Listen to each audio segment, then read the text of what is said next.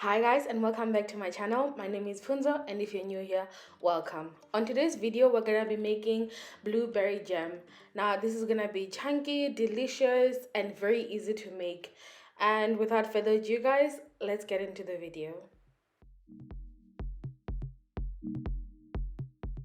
So to start with, we're gonna have our washed blueberries. So this was 2 containers of 125 grams, and then some sugar. Now we're gonna add everything in the beginning, and then we're just gonna cook it as is. And then we're gonna add some lemon juice. Now here it was a full thing, but I took about a teaspoon and a half. The measurements are gonna be in the description box for everything. And this is some lemon zest. All of the measurements with the ingredients, it will be in the description box. It's always there for all my recipes. And then here I'm just mixing in everything to make sure that everything is coated and everything is evenly spread. And right here, as you can see, this is the process where like the sugar is melting, and I was just mixing it through to make sure that nothing burns on the bottom. Also guys, just let this thing cook, but just move it every now and again so that it doesn't burn on the bottom. And it's very easy.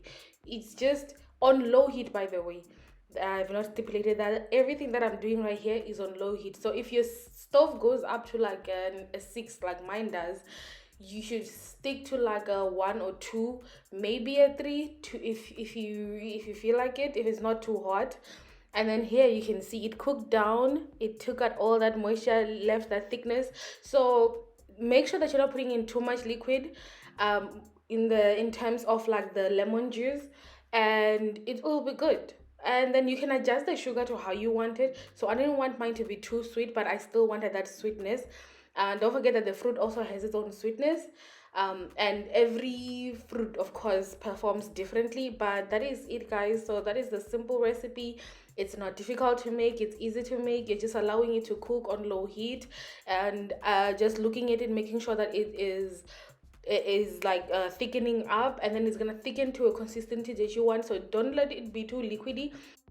Yeah, so that's the end of the video guys. Thank you for watching, and hit the subscribe button if you haven't already liked the video. And I thank you guys for watching, and until next time, bye.